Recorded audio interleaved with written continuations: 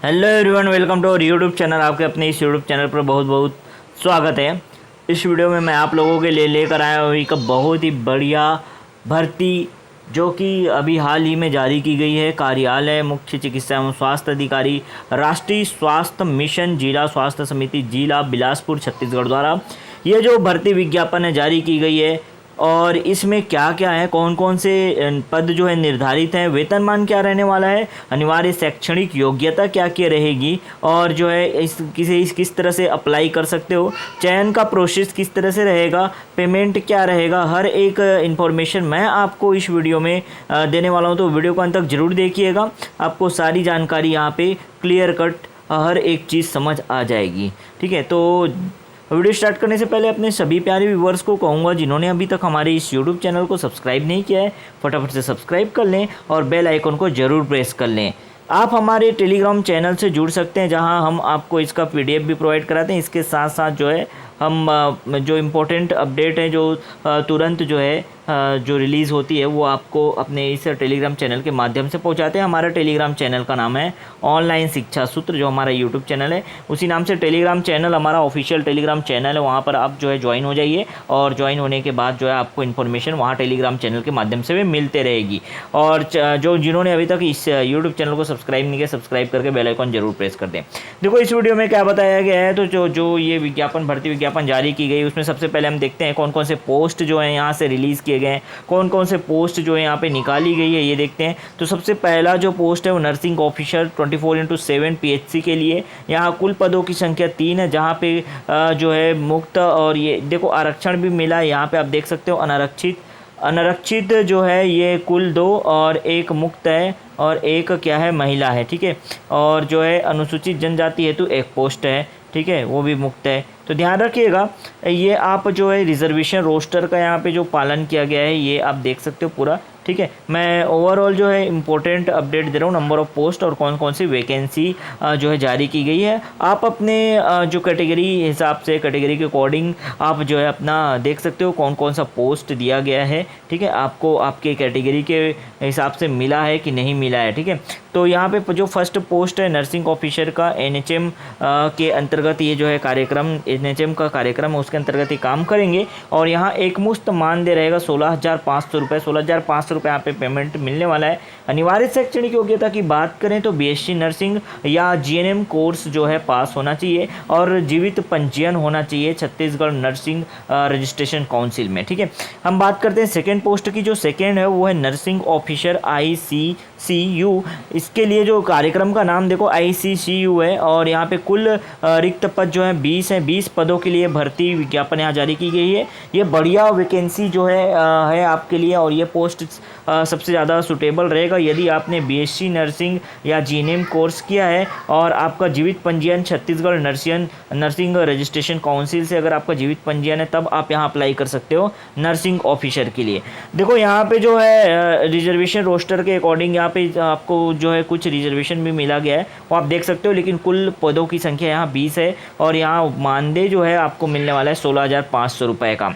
Third जो vacancy है वो है नर्सिंग ऑफिसर का, नर्सिंग ऑफिसर DEIC, जो ये कार्यक्रम का नाम है DEIC। यहाँ कुल 1 पद है। ठीक है, 1 पद जो है अनारक्षित रखा गया है। ठीक, यहाँ इसके लिए जो पेमेंट या मानदेय की बात करें तो 16,500 रुपये इसका मानदेय है, और इसके लिए भी बीएससी नर्सिंग या जीएनएम कोर्स पास होना चाहिए, और जीवित पंजीयन होना चाहिए छत्तीसगढ़ नर्सिंग रजिस्ट्रेशन काउंसिल से। ठीक है, नेक्स्ट जो देखते हैं, जो अगला पोस्ट है वो है नर्सिंग ऑफिसर का ICU HDU के लिए। कुल पदों की संख्या यहाँ है 12। कुल पदों की संख्या यहाँ पे 12 है, और आप रिजर्वेशन भी यहाँ पे दिया गया है। पेमेंट की बात करें, मानदेय की बात करें तो 16,500 रुपये यहाँ मानदेय है। ठीक है, इसके लिए जो है यहाँ पे अनिवार्य योग्यता जो रखी गई है वो बीएससी नर्सिंग और जीएनएम कोर्स जो है पास होना चाहिए, और जीवित पंजीयन जो है छत्तीसगढ़ नर्सिंग रजिस्ट्रेशन काउंसिल से होना चाहिए। ठीक है, नेक्स्ट जो एनएम जो है कार्यक्रम का नाम है RBH के, और यहाँ 1 पद है। इसके लिए निर्धारित पद जो है 1 है, और पेमेंट की बात करें तो 12,000 रुपये आपको यहाँ मानदेय मिलने वाला है। यहाँ पे भी बोला गया है एनएम पास होने चाहिए, और जो है INC affiliated training centre and live registration in Chhattisgarh, ये बहुत अनिवार्य योग्यता है, यहाँ पे याद रखिएगा अगर आप एनएम के लिए अप्लाई करना चाहते हैं। सीनियर नर्सिंग ऑफिसर की बात करें सीनियर नर्सिंग ऑफिसर की जो NMHP जो है इस कार्यक्रम के तहत ये जो वैकेंसी है जारी की गई है। एक पोस्ट है यहाँ पे और पेमेंट यहाँ बहुत ही बढ़िया है, बहुत ही बढ़िया पेमेंट यहाँ पे मिलने वाला है। पेमेंट देख सकते हैं 31,500 रुपये यहाँ पे पेमेंट मिलने वाला है। क्वालिफ़िकेशन की बात करें तो क्वालिफ़िकेशन आप देखेंगे यहाँ पे MSc psychiatrist nursing regular at least 2 year experience, 2 साल का एक्सपीरियंस होना चाहिए, ठीक है। और साइक्रेटिस्ट हॉस्पिटल में जो है एक्सपीरियंस होना चाहिए आपका ये काम करते हुए, है ना। तो ये दिया हुआ है और प्रेफरेंस भी बोला गया है कि BSc नर्सिंग और जिन्होंने PG किया है, PG इन साइक्रेटिस्ट जो है इन नर्सिंग में जो किया हुआ है उनको यहाँ पे प्रेफरेंस दिया जाएगा। आप देख सकते हो प्रेफरेंस की कैटेगरी यहाँ पे फर्स्ट और सेकंड 2 कैटेगरी दी गई है। तो ये बहुत ही बढ़िया पेमेंट यहाँ पे मानदेय बहुत बढ़िया है यहाँ पे 31,500 रुपये और सीनियर नर्सिंग ऑफिसर का ये पोस्ट है, ठीक है। एक ही पद है यहाँ पे, है ना। नेक्स्ट आते हैं 7th जो है सिक्योरिटी पर्सनल जो है वो है आपका ICCU कार्यक्रम के अंतर्गत। कुल पदों की संख्या यहाँ 4 है और मानदेय की बात करें तो एक मुश्त मानदेय यहाँ मिलने वाला 10,000। अगर हम बात करें यहाँ अनिवार्य शैक्षणिक योग्यता का तो ये है 10th pass with minimum 1 year experience of security guard. तो 10वीं पास और 1 साल का सिक्योरिटी गार्ड का कम से कम एक्सपीरियंस होना चाहिए किसी भी गवर्नमेंट या सेमी गवर्नमेंट ऑर्गेनाइजेशन में। क्लियर है, या प्राइवेट इंस्टीट्यूट में भी अगर आपका एक्सपीरियंस है तो चलेगा। नेक्स्ट जो है वो है हाउस कीपिंग स्टाफ का। हाउस कीपिंग स्टाफ जो है कार्यक्रम का नाम यहाँ पे ICCU है और कुल पदों की संख्या यहाँ 8 है, ठीक है। मानदेय की बात करें कुल मानदेय की तो यहाँ पे 10,000 है मानदेय और अनिवार्य शैक्षणिक योग्यता की बात करें तो 8वीं पास ही मांगा गया है।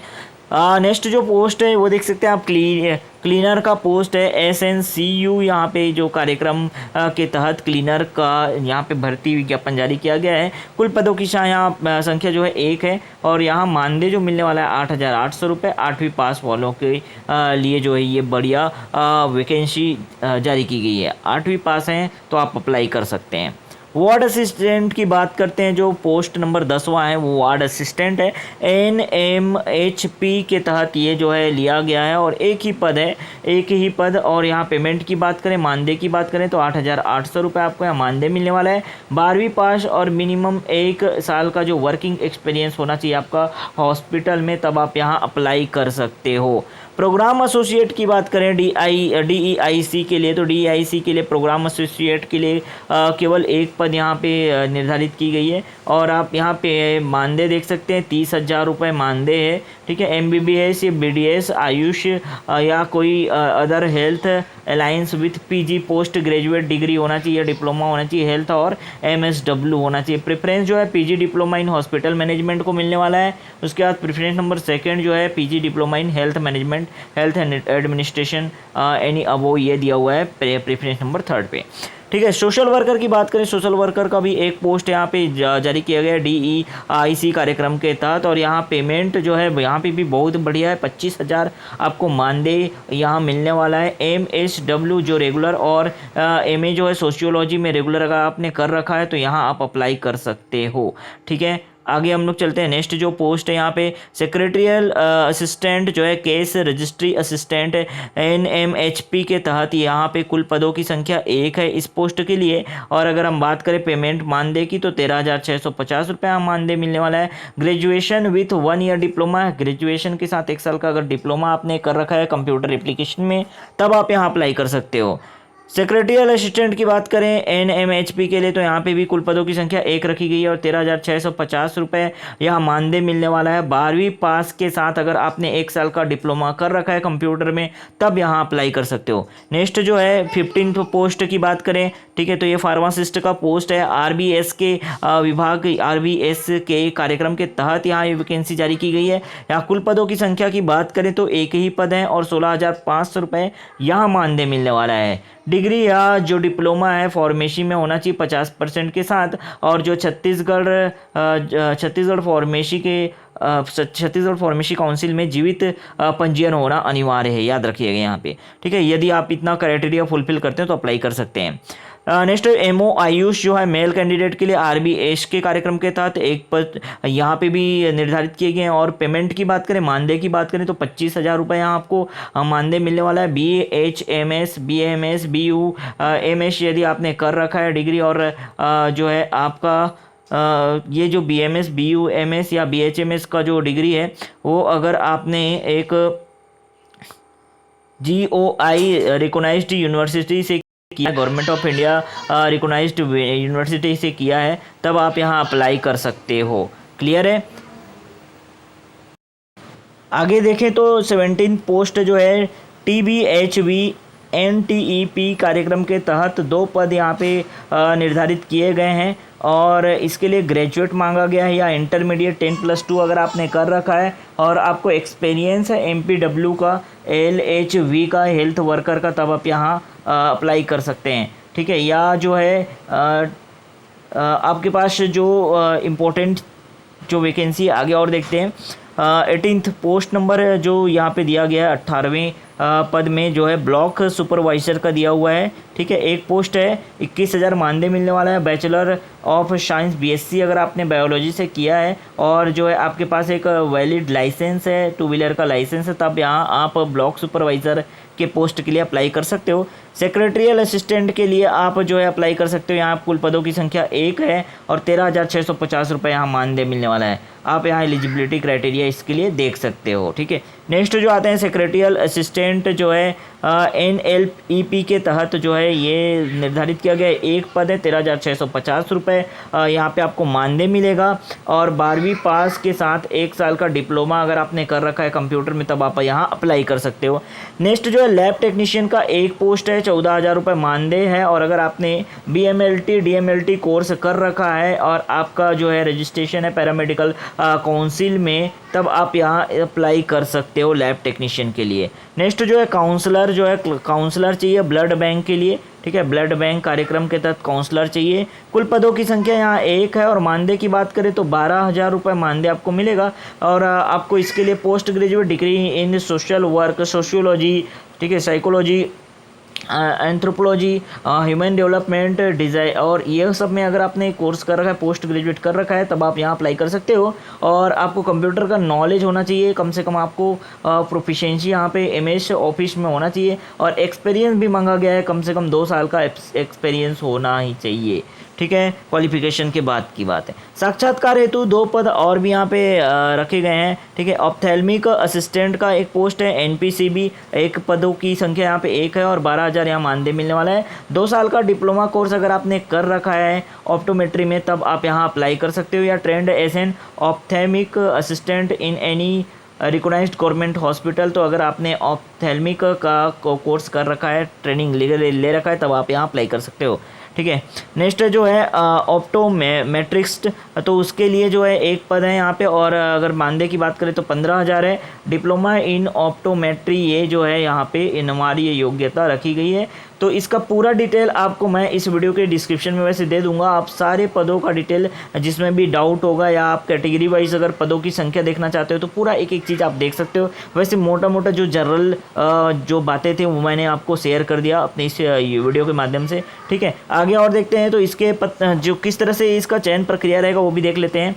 तो आवेदन पत्र आपको किस तरह से भेजना है, देखो यहाँ पे बताया गया है। आवेदन से संबंधित समस्त दिशा निर्देश की जो वेबसाइट है जो है यहाँ पे आप देख सकते हो www.bilaspur.gov.in एवं कार्यालय मुख्य चिकित्सा अधिकारी जो है जिला बिलासपुर के सूचना पटल पर उपलब्ध है। ठीक है। आपको लगातार अवलोकन करते रहना चाहिए। अगर आपने कहीं पे भी किसी भी वेबसाइट के माध्यम से आए एक ऑफिशियल जगह पे आपने अप्लाई किया तो आपको उसका रेगुलर बेसिस पे विजिट करना चाहिए, कुछ अपडेट आया कि नहीं। ठीक है। ये भी बताया गया है। नेक्स्ट पॉइंट बताया गया कि समस्त पदों हेतु आवेदन निर्धारित प्रारूप में दिनांक 12 साथ ध्यान रखिएगा 12 जुलाई 2021 को 5 बजे तक अनिवार्य रूप से आपका आवेदन जो है रजिस्टर्ड डाक स्पीड पोस्ट के माध्यम से कार्यालय मुख्य चिकित्सा एवं स्वास्थ्य अधिकारी सीपत, ध्यान रखिएगा एड्रेस यहाँ पे दिया है, कार्यालय मुख्य चिकित्सा एवं स्वास्थ्य अधिकारी, कार्यालय मुख्य चिकित्सा एवं स्वास्थ्य अधिकारी सीपत रोड सरकंडा बिलासपुर, यहाँ पहुँच जाना चाहिए। आपको स्पीड पोस्ट कर सकते हो या रजिस्टर्ड डाक कर सकते हो। ठीक है।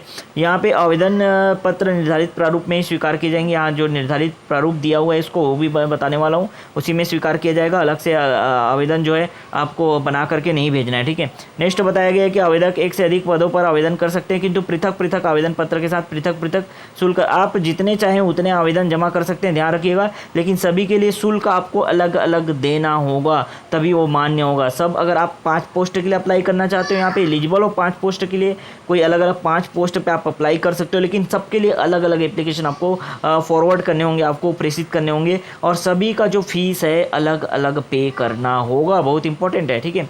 आगे और देखिए हम लोग तो आवेदन शुल्क का विवरण, किस तरह से आवेदन शुल्क है यहाँ पे देखो। तो अनुसूचित जाति, जनजाति और महिला और दिव्यांगता के लिए जो है, जिनका मानदेय 25,000 से कम है, देखोगे आप वहाँ पे पेमेंट में है ना, जिनका मानदेय मैंने 25,000 से कम बताया, उसके लिए आप 100 रुपये का जो है पे करोगे आवेदन फॉर्म में, और जिनका मानदेय 25,000 से अधिक है उनको 200 रुपये करना है। अन्य पिछड़ा वर्ग के लिए 200 रुपये है। किसके लिए? मानदेय अगर आपका 25,000 से कम है, जिस भी पोस्ट के लिए आप अप्लाई कर रहे हो, मानदेय अगर 25,000 से कम है तो आपको 200 रुपये का फीस जो है देना पड़ेगा, एप्लीकेशन फ़ीस, ठीक है। और अगर मानदेय 25,000 से ज़्यादा है तो ओबीसी वालों को 300 देना पड़ेगा। अनारक्षित या जनरल कैटेगरी की बात करें तो अगर मानदेय 25,000 से कम है, उस पोस्ट के लिए अगर आप अप्लाई करना चाहते हो तो आपको फ़ीस देना पड़ेगा यहाँ पे 300 रुपये, और अगर 25,000 से ज़्यादा जिनका मानदेय है उस पर आप अप्लाई करना चाहते हो तो आपको फ़ीस देना होगा 400 रुपये। अब ये डिमांड ड्राफ्ट के माध्यम से ही आपको फ़ीस देना होगा, ध्यान रखिएगा, डिमांड ड्राफ्ट के माध्यम से फ़ीस देना होगा। और दूसरा भी ऑप्शन दिया है वो भी बताऊंगा, डिमांड ड्राफ्ट के माध्यम से कैसे दे सकते हो। तो डीडी बनवाना पड़ेगा आपको बैंक से, district wealth society NONNRHM other fund Bilaspur के नाम से, ठीक है। ध्यान रखिएगा, कोई भी राष्ट्रीयकृत बैंक से आप डीडी बनवा सकते हैं। नाम क्या रहेगा देखो, district health society NRHM other fund Bilaspur, इस नाम से आपको डीडी बनवाना पड़ेगा। यहाँ नाम देख लीजिएगा। PDF वैसे मैं आपको प्रोवाइड करा दूंगा, इसको डाउनलोड कर लेंगे और जब भी जहाँ पे भी डाउट होगा खोल के देख सकते हैं वैसे, ठीक है। या इसके अलावा जो है आप ऑनलाइन भुगतान के माध्यम से भी कर सकते हो। तो आवेदन शुल्क जो है राष्ट्रीयकृत बैंक में निम्नांकित खाते में NEFT या RTGS या अन्य माध्यम से जो है ऑनलाइन भुगतान निम्नांकित खातों में किया जा सकता है। तो ऑनलाइन भुगतान कर सकते हो, ये बहुत ही बढ़िया बात है। ऑनलाइन पेमेंट कर सकते हो। अगर आपको डीडी बनाने नहीं पता है डीडी कहाँ बनेगा, या आपके एरिया में डीडी बन नहीं पा रहा है अभी, तो आप ऑनलाइन भी पेमेंट कर सकते हो, ठीक है। यहाँ पे देखो खाता नंबर दिया हुआ है, IFSC कोड भी दिया हुआ है, कौन सा बैंक में आपको देना है, और यहाँ पे देखो खाता धारक का नाम भी दिया हुआ है। तो ठीक है, इसके बाद आप क्या करोगे, बैंक का नाम, किस बैंक से आपने जो है अमाउंट पे किया है, ट्रांजैक्शन नंबर जो आपको मिलता है, ध्यान रखिएगा, जैसे ही आपका अमाउंट पे कर दोगे आप, उसके बाद ट्रांजैक्शन नंबर जो है नोट कर लेना है, स्क्रीनशॉट लेकर के रख लेना, डेट कब आपने दिया और आवेदन शुल्क कितना रुपए आपने वहाँ पे किया है, ये आपको बताना पड़ेगा, इतना इन्फॉर्मेशन देना पड़ेगा, ठीक है। तब आप जो है यहाँ अप्लाई कर सकते हो। इस तरह से जो है आप जो है ऑनलाइन आवेदन, ऑनलाइन पैसे जो है भेज सकते हो। अगर डीडी बनाने में प्रॉब्लम है तो आप ये काम करोगे, बहुत आसान, इतनी सुविधा दिया गया है, आपको आराम से कर सकते हो। ऑनलाइन जो है पेमेंट आजकल हर कहीं से किसी भी जगह से हो जाता है, वो आप कर सकते हो, ठीक है। आयु सीमा की बात करें तो आयु सीमा यहाँ पे रखा गया है 18 वर्ष से 64 वर्ष के बीच में प्रबंधकीय वर्ग हेतु 64 वर्ष तक बोला गया है। मतलब ये जो है 18 वर्ष से अगर आप अधिक हैं तो डाल सकते हैं, कोई प्रॉब्लम वाली बात नहीं है। यहाँ पे चयन प्रक्रिया किस तरह से रहेगा, तो संविदा भर्ती के राष्ट्रीय स्वास्थ्य मिशन छत्तीसगढ़ द्वारा जारी मानव संसाधन नीति 2018 के अनुसार रहेगा। और विज्ञापित पदों की संख्या अगर 1 से 10 है, देखो ध्यान से, संख्या अगर 1 से 10 है तो अभ्यर्थी की संख्या जो है क्या रहेगी, स्क्रीनिंग या जो आपका स्किल टेस्ट होगा उसके लिए। देखो सबसे पहली बात, अगर आपने अप्लाई कर दिया तो क्या होगा, अगर जो जिस भी पोस्ट के लिए अप्लाई किया हो 1 से 10 पोस्ट के अंतर्गत आ रहा है, कुल पदों की संख्या अगर 1 से 10 है तो 10 गुना लोगों को बुलाया जाएगा वहाँ स्क्रीनिंग या स्किल टेस्ट के लिए। अगर 11 से 50 है कुछ पदों की संख्या, अगर जो 11 से 50 है, वैसे तो 11 से 50 1-2 पोस्ट ही है ना, वो इसके अंतर्गत आएंगे, तो 5 गुना लोगों को बुलाया जाएगा। और अगर 50 से अधिक, तो 50 से अधिक कोई पोस्ट यहाँ पे इस बार अभी तो रिलीज़ नहीं की गई है, तो जो 50 से अधिक पोस्ट है उसमें 3 गुना लोगों को बुलाया जाएगा। ये स्क्रीनिंग प्रोसेस रहेगा या जो कौशल परीक्षा रहेगा, ठीक है। और सत्यापन के लिए आपको क्या क्या लाना होगा, तो सत्यापन के समय इतने सारे दस्तावेज आप देख सकते हो, ये लिस्ट आउट है, स्क्रीनशॉट भी ले सकते हो, या ये PDF जो है पूरा कंप्लीट आप जो है डाउनलोड कर लेना, वहाँ पे पूरा मिल जाएगा कौन कौन से सत्यापन के लिए दस्तावेज आपको ले जाने जरूरी हैं, ठीक है। आगे चलें, अंतिम चयन सूची निम्न आधार पर बनाई जाएगी, बोल रहे। देखो अंतिम चयन सूची किस तरह से बनाएगा, तो अगर आपने अनुभव है, अनुभव की अवधि जो है अधिकतम 5 वर्ष तक का गणना किया जाएगा, अनुभव अगर है तो, और अधिकतम 10 अंक, 15 अंक, 20 अंक जो प्रत्येक वर्ष हेतु 2, 3, 4 अंक मिलने वाला है, याद रखिएगा, 2 अंक, 3 अंक और 4 अंक आपको मिलने वाला है प्रत्येक वर्ष के लिए, ठीक है। इस प्रकार आपको 10 अंक, 15 अंक या 20 अंक जो है आपका एक्सपीरियंस के हिसाब से मिलने वाला है, जितने साल का एक्सपीरियंस उतने अंक मिल सकते हैं यहाँ पे, ठीक है, समझ आ गया।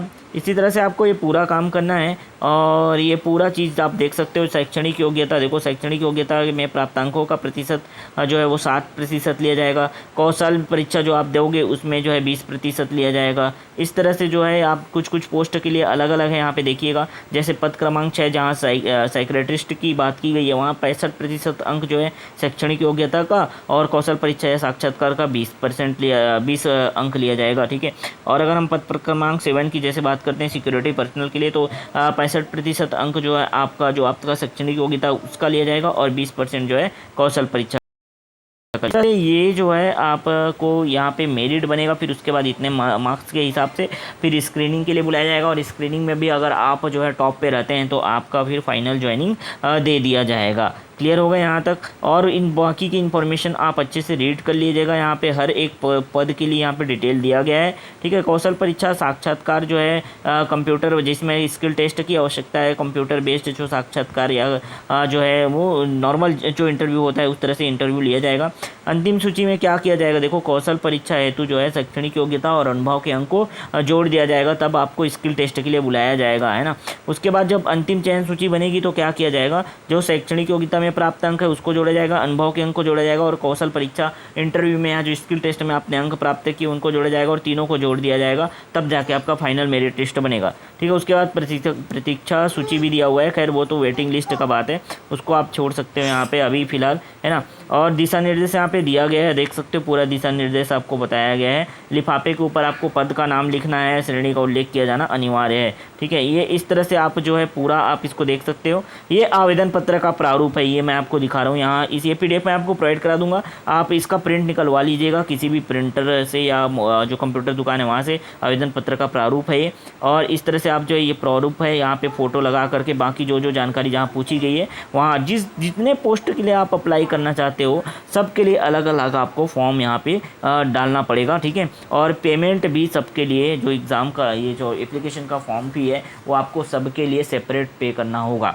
तो उम्मीद करता हूँ पूरी बातें आपको समझ में आ गई होगी, और ये इंपॉर्टेंट अपडेट जो है हमने आपको प्रोवाइड कराया। इस वीडियो से अगर आपको हेल्प मिला या आपके लिए थोड़ा भी ये इन्फॉर्मेटिव रहा तो लाइक करते जाना हमारे इस वीडियो को, और चैनल को सब्सक्राइब नहीं को तो सब्सक्राइब करके बेल आइकन जरूर प्रेस कर दो। अपने सारे दोस्तों तक, अपने फ्रेंड्स तक शेयर कर दो, क्या पता किसे इस कठिन सिचुएशन में जो है जॉब का नीड हो और वो एलिजिबिलिटी क्राइटेरिया फुलफ़िल करता हो तो उसे एक जॉब मिल जाएगी। अगर आप यहाँ एलिजिबिलिटी क्राइटेरिया फुलफ़िल नहीं कर पा रहे हैं और आप इस वीडियो तक पहुँचे हैं तो बिल्कुल आप शेयर कर दो अपने सारे दोस्तों तक, बहुत ही इंपॉर्टेंट है। मैं हमेशा ऑफिशियल और जेन्युइन न्यूज़ प्रोवाइड कराने की कोशिश करता हूँ, और हम जो है पूरी तरह से वेरीफाई करके आपको यहाँ पे कोई भी जॉब अपडेट देते हैं। तो जुड़े रहना हमारे चैनल के साथ। हम आपको स्टेट और सेंट्रल लेवल के इम्पोर्टेंट गवर्नमेंट जॉब वैकेंसी के साथ साथ जो है आपको फ्री ऑफ कॉस्ट जो है क्लासेस प्रोवाइड कराते हैं जो इम्पोर्टेंट है वो कंपटीशन एग्ज़ाम के लिए। तो जुड़े रहना है, और चैनल को सब्सक्राइब करके बेल आइकन जरूर प्रेस कर दीजिए। मिलते हैं नेक्स्ट वीडियो में नए अपडेट के साथ।